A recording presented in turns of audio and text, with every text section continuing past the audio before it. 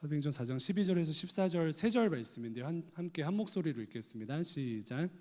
다른 이로서는 구원을 받을 수 없나니 천하 사람 중에 구원을 받을 만한 다른 이름을 우리에게 주신 일이 없음이라 하였더라.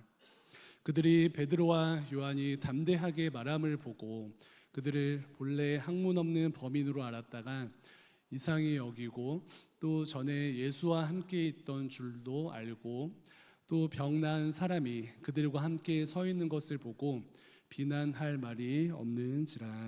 아멘. 네, 오랜만에 저희 청년부 예배로 함께합니다. 얼굴만 봐도 좋은 청년들 다시 한번 반갑습니다. 2주 동안 통합 예배를 드렸는데요. 통합 예배 때 1, 2, 3부 오전 예배 잘 드리고 계시죠? 네, 많은 분들 얼굴을 못 뵙는 것 같은데 아무튼 반갑습니다.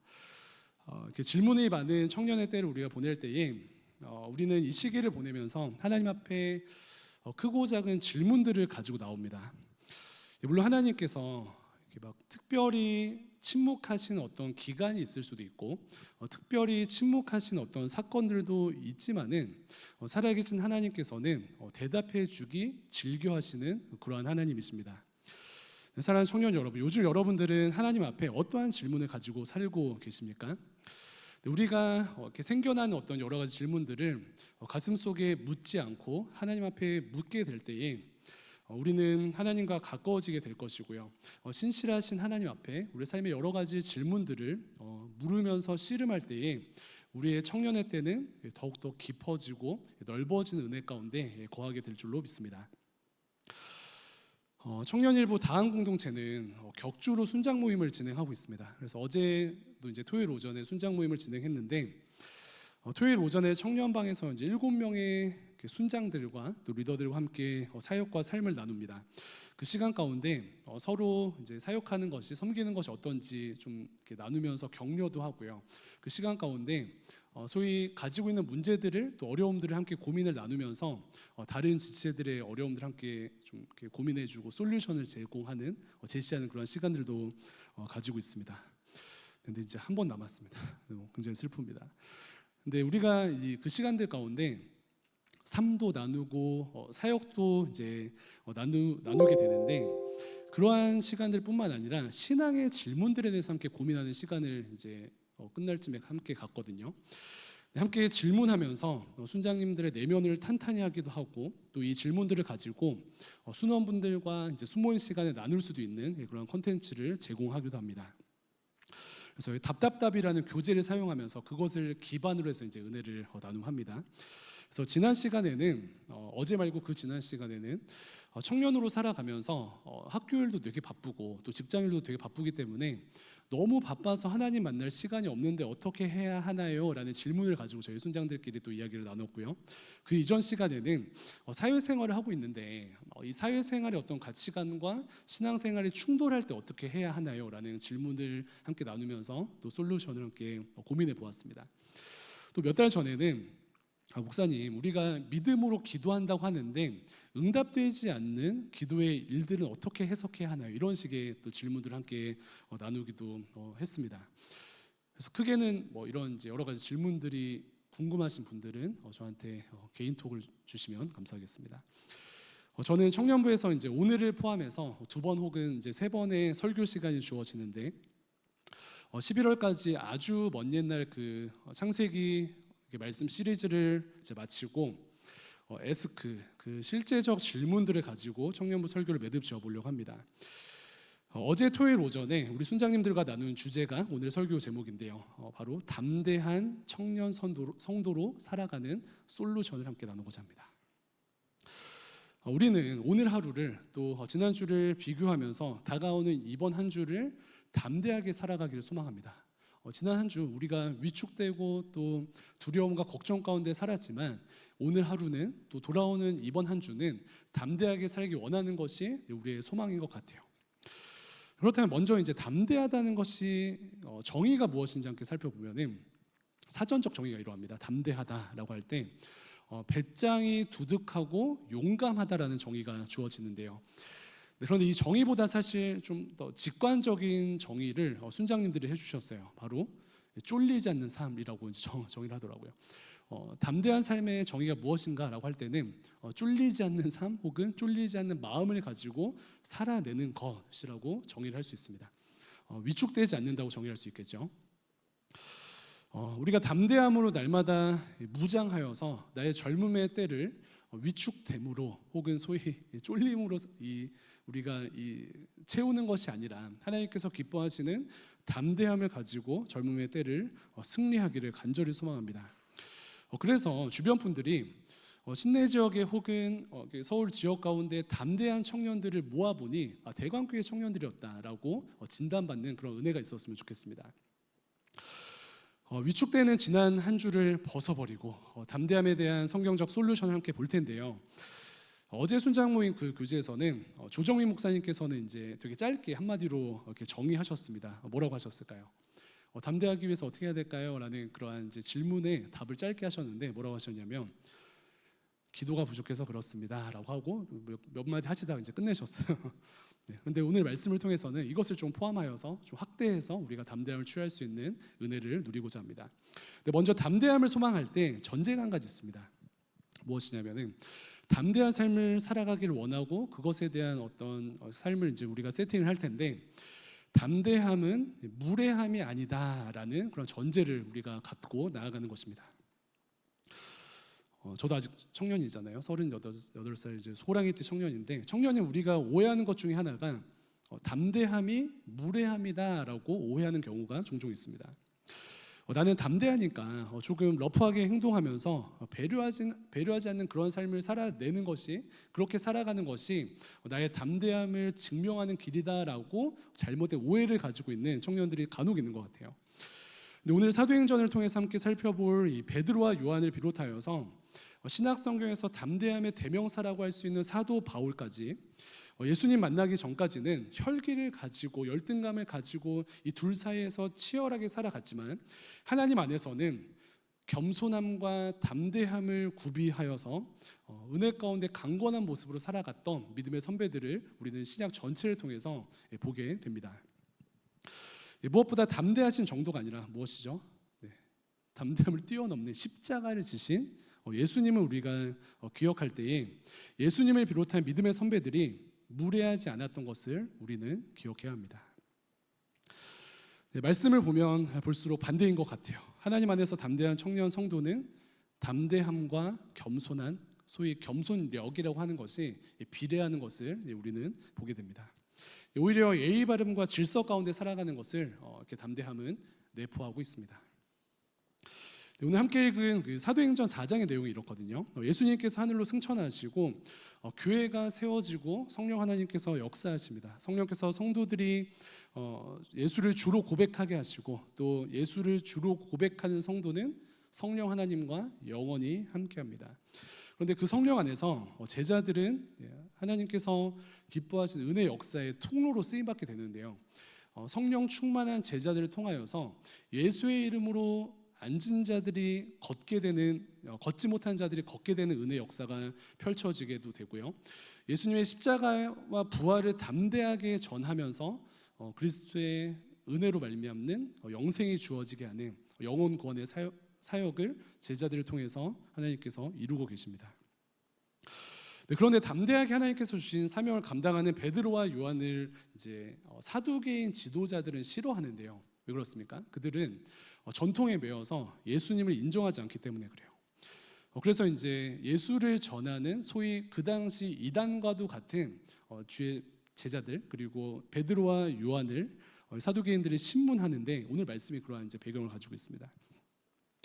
그들을 대적하는 공회원들 앞에서도 베드로와 요한은 어떤 소위 스탠스를 가지고 나아가는가라고 했을 때 담대함을 가지고 자신의 신앙을 고백하고 있습니다. 그래서 그 비결을 좀 살펴보고 우리도 그 은혜 가운데 거하면 좋겠는데 이들이 주변의 압박 속에서도 담대할 수 있는 비결 첫 번째는요.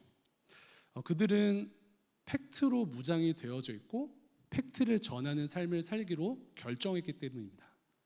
다시요. 팩트로 무장이 되어져 있고 팩트를 전하는 삶으로 무장되어져 있기 때문에 그들의 삶에는 위축됨이 들어올 틈이 없고 하나님께서 주신 담대함으로 살아간다는 것이에요. 네, 그들이 전하는 팩트를 크게 이제 이렇게 정리할 수 있는데 2절 말씀 함께 먼저 띄워주겠어요? 4장 2절에 예수 안에 죽은 자의 부활이 있다고 백성을 가르치고 전함을 싫어하여라고 기록되어져 있는데, 즉 그리스도의 제자들이 예수 안에 죽은 자의 부활이 있다, 예수님을 통해서 죽은 자들이 부활하고 예수님을 믿는 자들은 죽음을 이기고 부활한다는 그 메시지를 붙들고 살아간다는 것이죠. 12절 말씀 띄워주시면 우리가 잘 아는 말씀인데, 다른 이로서는 구원을 받을 수 없나니 천하 사람 중에 구원을 받을 만한 다른 이름을 우리에게 주신 일이 없음이라 하였더라 라는 것이 제자들의 고백입니다.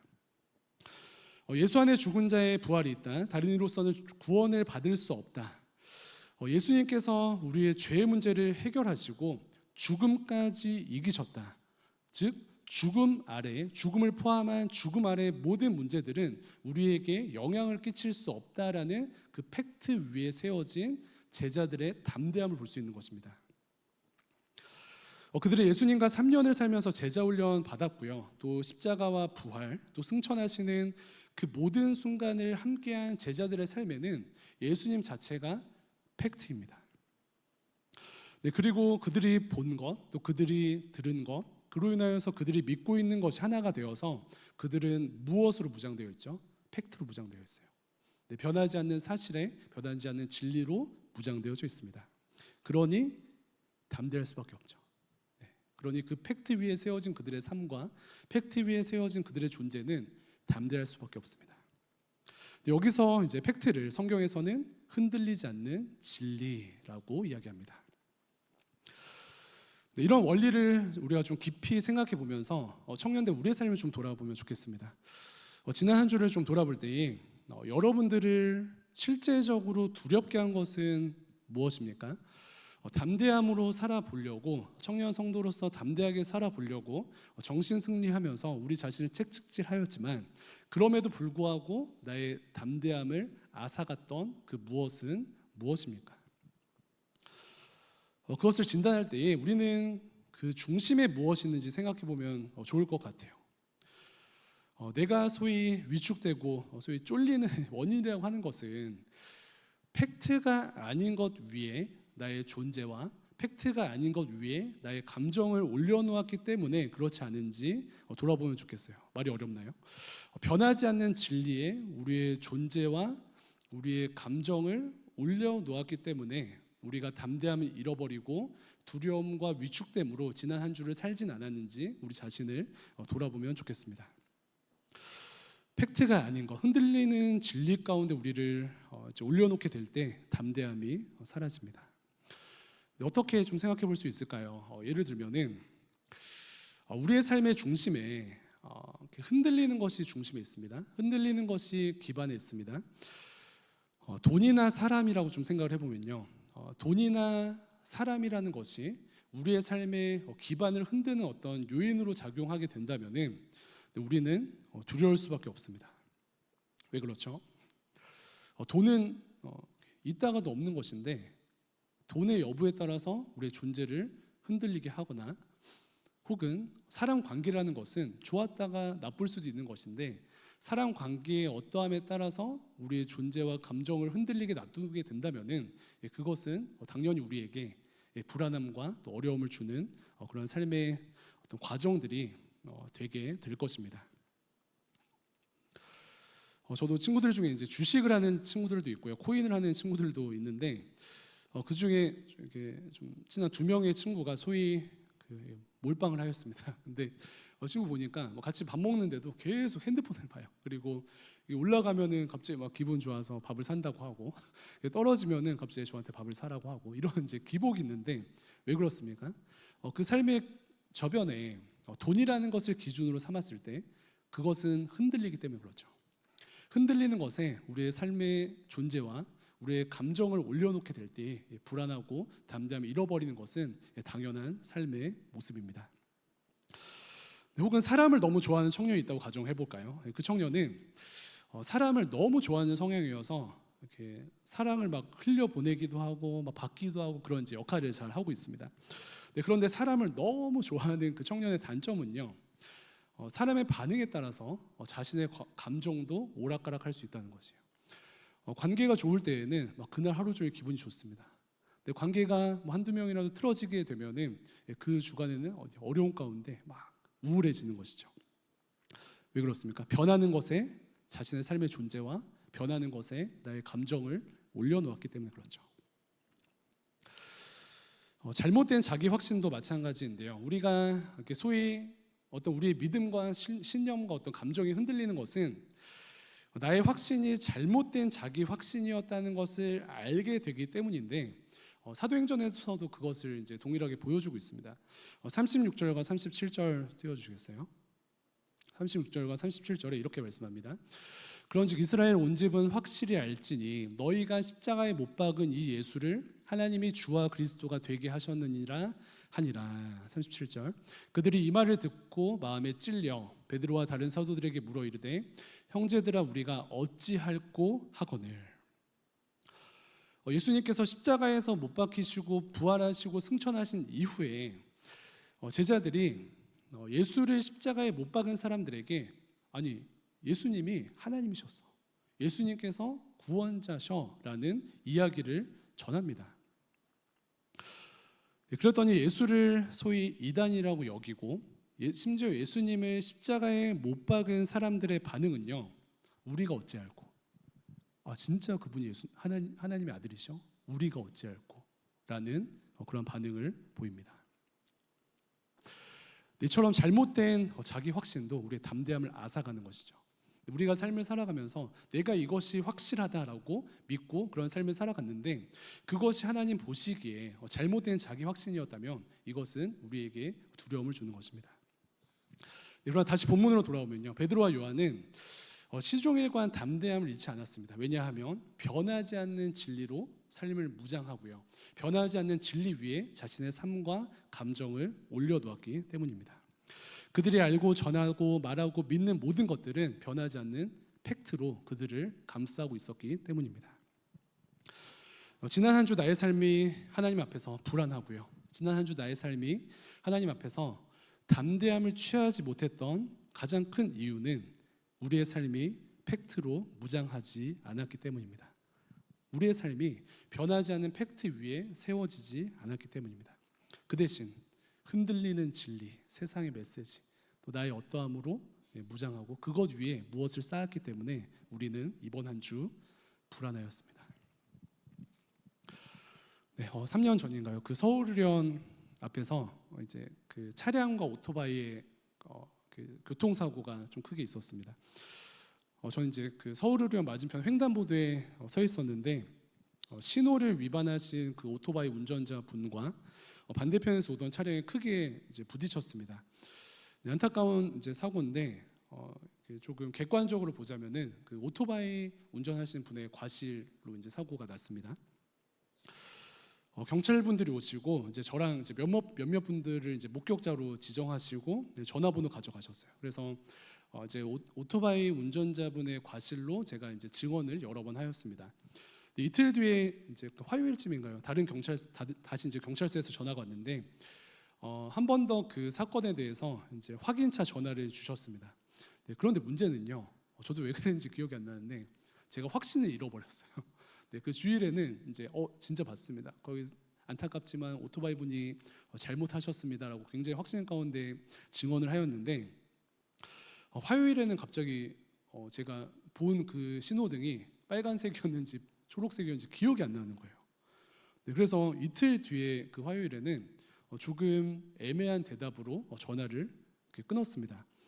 다행히 이제 옆에 있던 그 차량의 블랙박스를 통해서 그 이제 증언이 다시금 이제 확정이 되게 되었는데 여기서 알 수 있는 사실이라고 하는 것은 저의 기억이라고 하는 것은 흔들리는 것이었고요, 또 찍혀 있는 블랙박스의 영상은 흔들리지 않는 팩트였습니다. 그렇다면 이번 한 주 우리는 이제 두려움과 불안함과 이별하고 담대함을 취하기를 소망하는데, 그렇다면 청년 성도로 살아가는 우리는 이번 한 주 어떠한 팩트로 무장해야겠습니까? 사실 뭐 거창하게 무장도 아니고요, 어떠한 팩트를 기억하면 되겠습니까? 제자들의 모습을 비춰봤을 때 예수님께서 죽음 이기시고 예수님께서 만물의 주인 되시고 예수님께서 나의 삶과 나의 영혼을 영원부터 영원까지 책임지신다. 이 팩트를 기억하면 됩니다. 다시 한번요. 예수님께서 만물의 주인 되시고 예수님께서 죽음을 이기셨고 나와 나의 삶과 영혼을 영원토록 영원까지 책임지신다. 이 팩트를 기억하고 이 팩트 위에 우리의 삶과 존재와 감정을 올려놓으면 되는 것입니다. 그렇게 되면 하루하루 든든하게 또 담대하게 살아갈 것이에요. 그리고 이 팩트 위에 행하는 일주일의 모든 삶의 순간순간이 의미가 있을 것이고요. 이 팩트 위에 올려지는 우리의 모든 순간 가운데 주어지는 감정이 의미가 있고 담대해질 것입니다.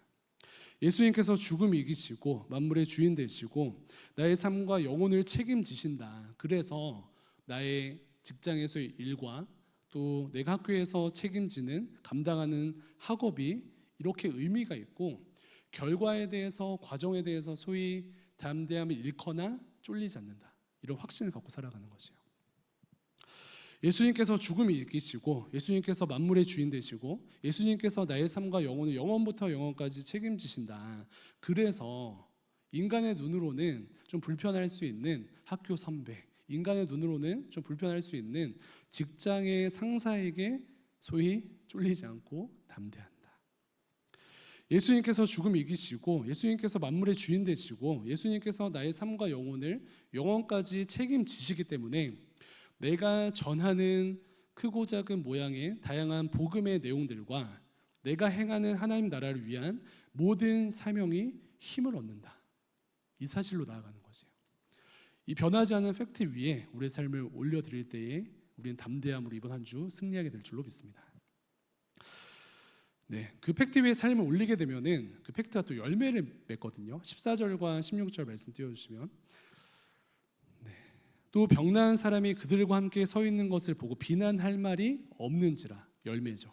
비난할 수 없대요. 16절 이 사람들을 어떻게 할까? 그들로 말미암아 유명한 표적이 나타난 것이 예루살렘에 사는 모든 사람에게 알려졌으니 우리도 부인할 수 없는지라.